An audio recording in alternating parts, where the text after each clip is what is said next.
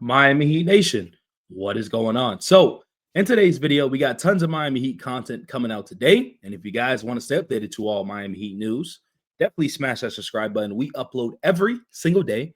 Today is officially day 86 or 87 of us uploading. Our goal is obviously for 365 days. And I will say this, I couldn't do it without you guys. I really couldn't.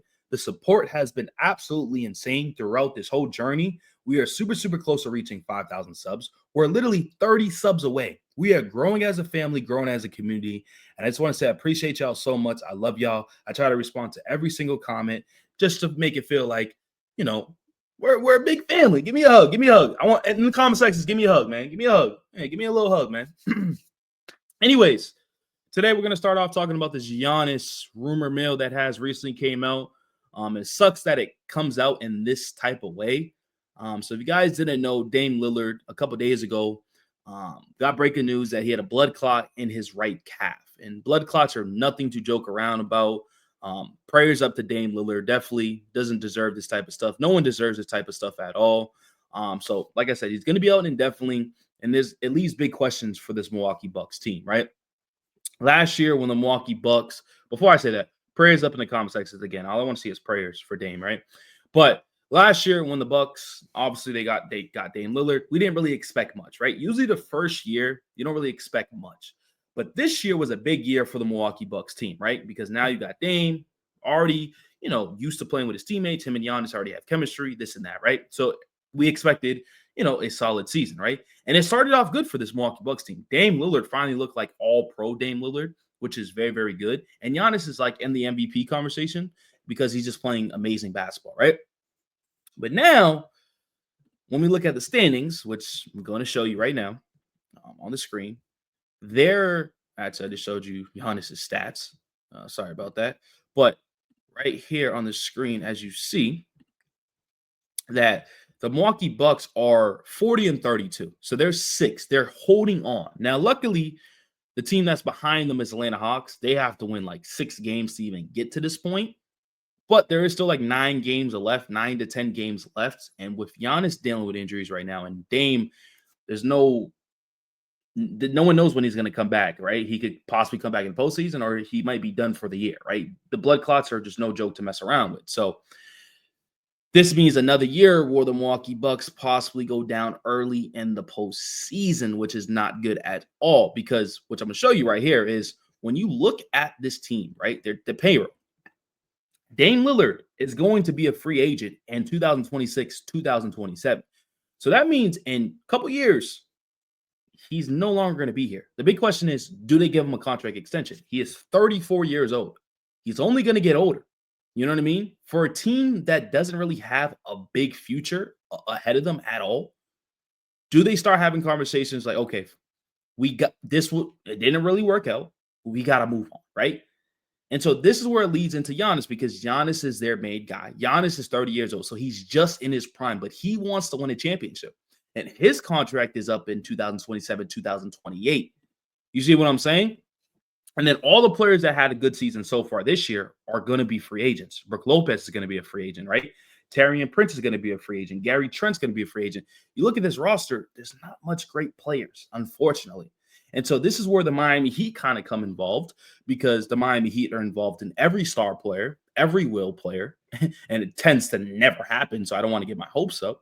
But Giannis, there might be a chance he asks out because he knows this team's not good enough. He knows that Dame Lillard's dealing with some personal stuff that it sucks. Like there's nothing we can do about it, unfortunately. Just pray. But Giannis still wants to win. And so if he looks at the Miami Heat, he stays in the Eastern Conference, of course, right? The Milwaukee Bucks are going to be like, okay, well, we can look at what they got. And the Miami Heat still got some good young pieces. The only thing is, I feel like if you trade for Giannis, trading for Giannis, you're going to have to trade up the whole farm. And I feel like the Bucks are going to ask for Bam Adebayo. Are you willing to trade Bam Adebayo for Giannis? Personally, in my opinion, yes. A lot of people are not going to like this in the comment sections, but like I showed you earlier, Giannis is a NBA champion. He has proven that he can carry your team on his back every single season, right? He's averaging 30 points a game, 12 rebounds, 6 assists. We complain about Bam a lot because we can't see him taking over. Like we just don't really see it, right? We appreciate Bam. He's good. But if we're talking about Giannis, the MVP player, NBA champion, I'm willing to do that. But the front office may not be willing to do that. So that's the big question, right? And then they're going to probably ask for our young players, which I'm willing to give up our young players. Jovic and Jaime, I'm willing to do that. I'm willing to give up first round picks for a player like Giannis because he can change this whole franchise around. And I'm pretty sure there's star players that want to play with Giannis. So let me know in the comment sections, what do you guys think about this Giannis rumor ever since, obviously, the whole Dame Lillard situation, which is very, very unfortunate once again.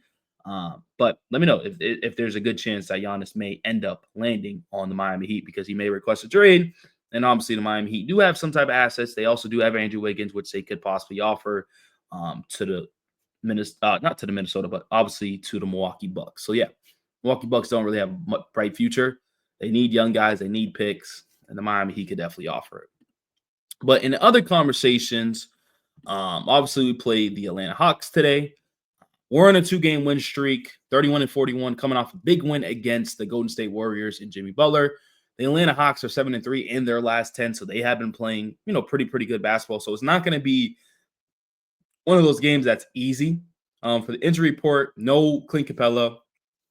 Game time decision for Trae Young, and obviously Larry Nance is going to be out for the season. For the Miami Heat, Alec Burks' game time decision, Duncan Robinson's game time decision. So those are going to be two big ones that we'll be wondering if they're going to play. They're actually predicting the Miami Heat to win 58% to 41, which is pretty high.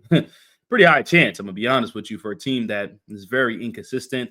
Atlanta leads this season series so far 2-1, so this would be a big game if it gets to the point where, we got the tiebreaker and stuff like that, so we can tie it up. And then obviously Atlanta is still trying to fight to stay in that play-in picture, possibly try to get to the top 6 seed. We'll see what happens with that. And the Miami Heat are just trying to remain in their top 10. So definitely looking forward to this game. Definitely looking to see how Tyler and Bam look today, Andrew Wiggins and all that good stuff. Let me know a prediction of what do you guys think, who's going to win this game or not. Now, lastly, we are going to talk about Terry Rozier. A woman came out today talking about Terry Rozier. She is kind of famous, pretty much saying, listen, Terry Rozier must go.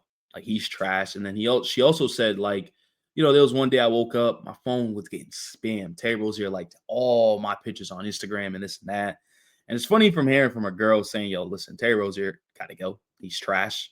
And I'm going to be honest with you, like, this whole Terry Rozier situation just has been a disaster.